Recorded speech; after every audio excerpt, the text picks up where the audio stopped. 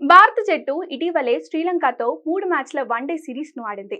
దీని తర్వాత బంగ్లాదేశ్తో test, T20 సిరీస్లు ఆడనుంది. అయితే శ్రీలంక సిరీస్ తర్వాత బంగ్లాదేశ్ సిరీస్ మధ్యలో దాదాపు 40 రోజుల గ్యాప్ ఉంది. ఇప్పుడు ఈ గ్యాప్లో రోహిత్ శర్మ, విరాట్ కోహ్లీతో సహా చాలా మంది భారతీయ స్టార్లు దేశీయ టోర్నమెంట్ దులీప్ ట్రోఫీ 2024 ఆడటం చూడవచ్చు. నివేదికల ప్రకారం బెంగళూరులోని ఎం చిన్నస్వామి స్టేడియంలో దులీప్ ట్రోఫీ మ్యాచ్లు జరుగుతున్నాయి. దీన్ని బట్టి రోహిత్ శర్మ దాదాపు 9 ఏళ్ల తర్వాత డొమెస్టిక్ టోర్నీలో ఆడనున్నాడు. అయితే రోహిత్ కోహ్లీలు సాధారణ జట్ల సభ్యులుగా ఉంటారా లేదా కెప్టెన్లుగా బరిలో దిగుతారా అన్న దానిపై క్లారిటీ లేదు.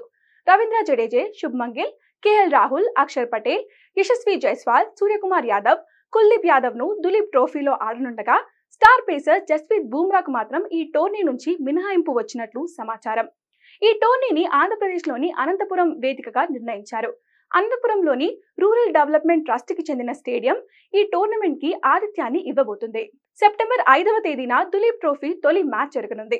ఈ ట్రోఫీ 22వ తేదీ వరకు కొనసాగుతుంది. అంటే దాదాపుగా 3 వారాల పాటు జాతీయ జట్టు క్రికెటర్లు అనంతపురంలో మకాముండబోతున్నారు. మొదటి రౌండ్ లో లేకపోయినా సెప్టెంబర్ 12 నుంచి జరగనున్న టోర్నీ రెండో రౌండ్ లో రోహిత్ శర్మ, విరాట్ కోహ్లీలు ఆడటం చూడవచ్చు. అయితే ఇప్పుడు ఈ లొకేషన్ మారబోతున్నట్లు కూడా ప్రచారం జరుగుతుంది. క్రిక్ బజ్ లో వచ్చిన కథనం ప్రకారం వేదికలో మార్పు ఉండవచ్చు. ఎందుకంటే ఇక్కడికి అంతర్జాతీయ విమానాలకు అవకాశం లేకపోవడం కారణం కావచ్చు. ఇప్పటి వరకు ఉన్న సమాచారం వరకు అయితే టోర్నీలో ఒక రౌండ్ బెంగళూరులోని చిన్నస్వామి స్టేడియంలో నిర్వహించనున్నారు.